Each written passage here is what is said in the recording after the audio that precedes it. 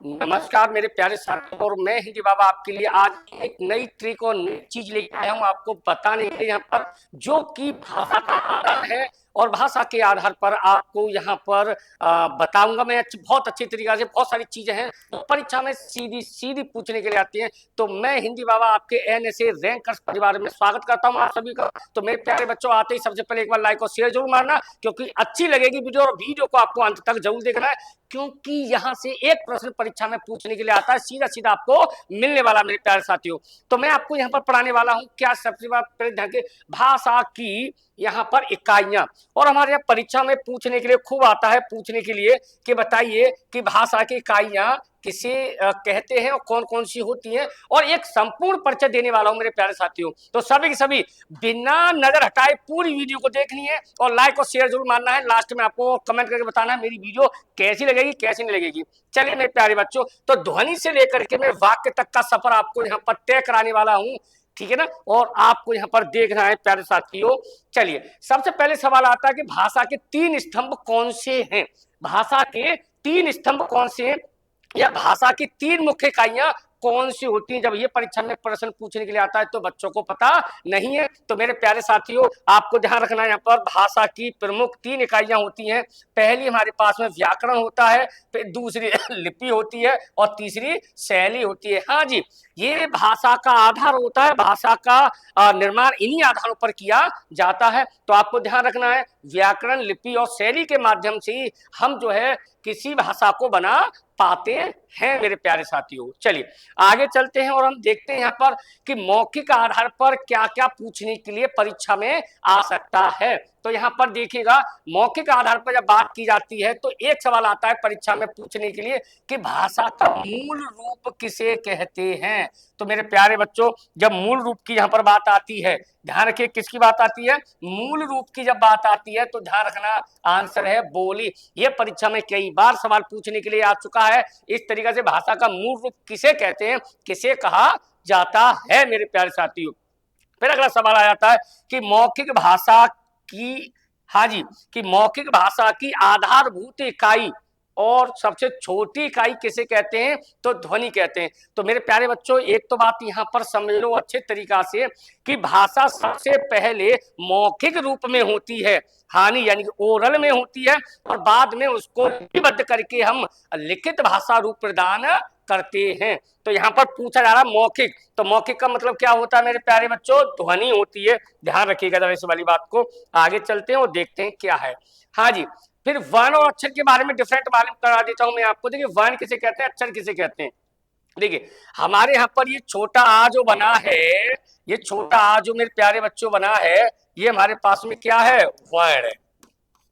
और वर्ण जो होते हैं हमारे पास में क्या होते हैं, मात्रा रहित होते हैं, यानी कि मात्रा के बिना होते हैं। जबकि बेटा हमने यहाँ पर लिखा आपके लिए का प्लस आ, ठीक है, तो क्या बना हमारे पास में का।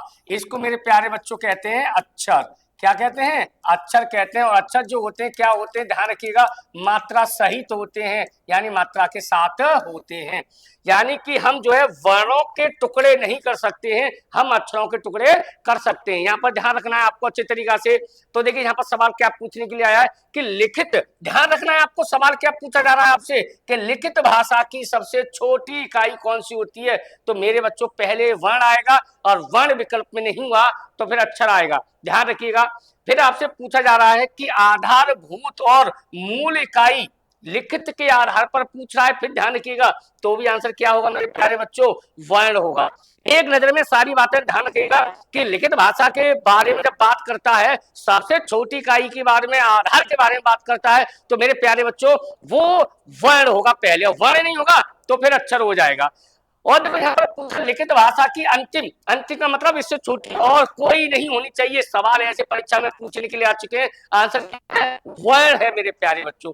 देख लीजिएगा आप लोग इस छोटी सी क्लास में आपको क्या क्या मिलने वाला है, आइएगा। फिर लघुत्तम इकाई के बारे में बात करता है, तो लघुत्तम का मतलब ही सबसे छोटी होता है। लघुत्तम मतलब सबसे छोटी, इससे छोटी कोई और नहीं है। आपको मालूम है लघुत्तम का मतलब क्या होता है?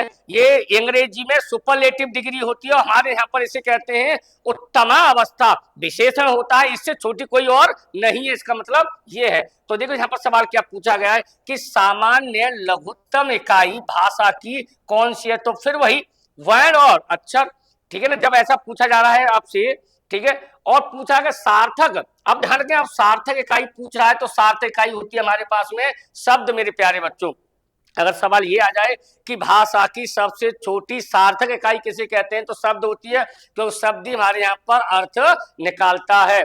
तो ध्यान दे रहे हैं यहाँ पर जरा, ध्वनि मौखिक रूप से होती है, जबकि वर्ण लिखित रूप से मानक माना जाता है सबसे छोटी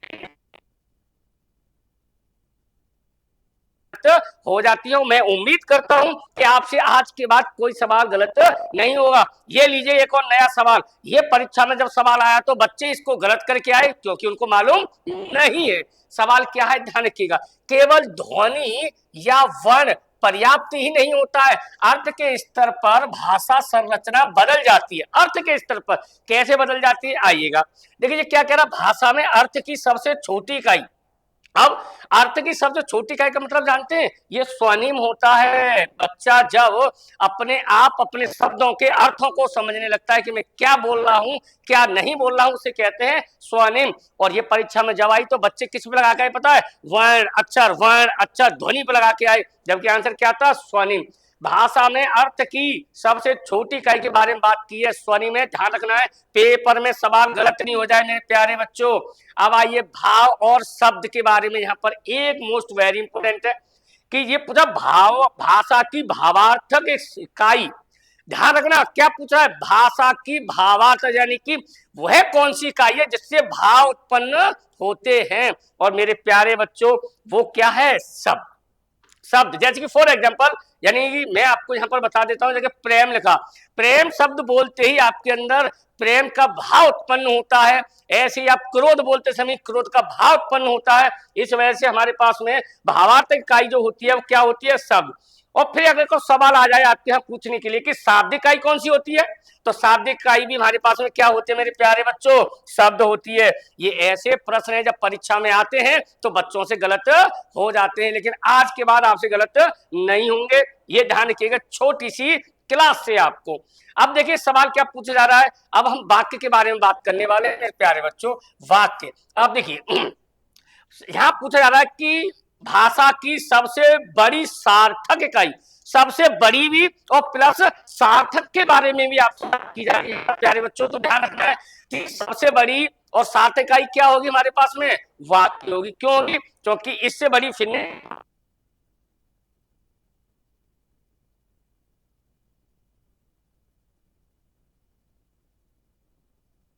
के बाद फिर हमारे पास क्या बनता है? गद्यांश। और गद्यांशों को मिलाकर क्या बनता है? पूरा एक चैप्टर, पाठ, अध्याय बनकर तैयार होता है, और अध्यायों को मिलाकर के एक पूरी बुक बनाई जाती है, आपको मालूम है अच्छे तरीका से। तो यहाँ पर सवाल पूछा है कि भाषा की सबसे बड़ी इकाई कौन सी है, तो वाक्य होगी मेरे प्यारे बच्चों। फिर देखिए एक और सवाल नए तरीके से पूछने के लिए आया, संरचना, रचना, व्याकरण दृष्टि से भाषा की सबसे बड़ी इकाई क्या है? वाक्य है मेरे प्यारे बच्चों। ये ध्यान रखना है आप लोगों को, बिल्कुल भी गड़बड़ नहीं करना है, गलती नहीं करनी है। अब देखिए उसने वाक्य के अंदर भी एक सवाल पूछ लिया, इकाइयां हैं ये, बच्चों से गलती होती है लेकिन आपसे गलती नहीं होनी चाहिए। वाक्य के भीतर भी कहा उसने कि वाक्य की सबसे छोटी, अब भाषा की नहीं, अब वाक्य के अंदर पूछा जा रहा है आपसे कि वाक्य की सबसे छोटी इकाई कौन सी होती है। तो आपको एक बात मालूम है कि राम घर जाता है, और इसमें सबसे छोटी इकाई हमने केवल एक को ले लिया, किसको ले लिया? रा को ले लिया। तो रा क्या है हमारे पास में? वर्ण है। भाई मैंने अभी बताया ना, वर्ण से अक्षर बनेगा, अक्षर से फिर शब्द बनेगा, शब्द से फिर आपने वाक्यांश बनेगा, वाक्यांश से फिर वाक्य बनता है हमारे यहाँ पर। तो वाक्य की सबसे छोटी इकाई क्या होगी प्यारे बच्चों? वर्ण होगी। आप लोग चेक कर सकते हैं, देख सकते हैं, यहाँ पर बढ़िया तरीका से आप लोगों को मैंने डिफाइन किया है। अब एक ही नजर में आप सबके बारे में बात कर सकते हो। सवाल वही है कि भाषा का मूल रूप बोली, मौखिक भाषा की आधारभूत इकाई ध्वनि, लिखित भाषा की आधारभूत इकाई वर्ण, अर्थ की सबसे छोटी इकाई स्वनिम, भावार्थक इकाई शब्द, और सबसे बड़ी इकाई वाक्य। तो मेरे प्यारे साथियों, मैं उम्मीद करता हूं कि ये मैंने आपको अभी भी जो इकाइयां पढ़ाई हैं भाषा की, ये हिंदी में जब भी सवाल आते हैं बच्चों से गलत हो जाते हैं, और मैं उम्मीद करता हूं कि आपसे सवाल गलत नहीं होने चाहिए।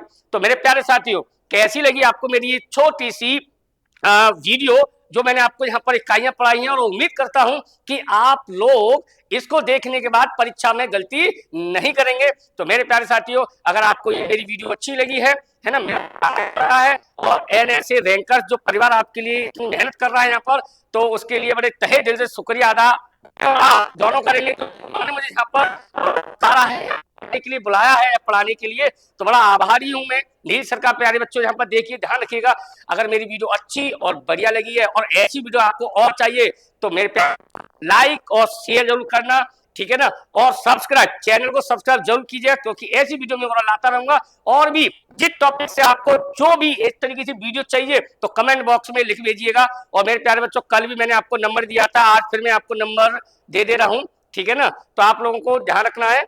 तो यहाँ पर ध्यान रखिएगा, 9997272388। तो मेरे प्यारे बच्चों, किसी को किसी प्रकार की दिक्कत या कोई क्वेरी चाहिए आपको या जानकारी चाहिए तो आप इस नंबर पर लिख भेजिएगा, मैसेज दीजिएगा, कॉल कीजिएगा, आपको तत्पर आपके उस सवालों का उत्तर दिया जाएगा मेरे प्यारे प्यारे साथियों।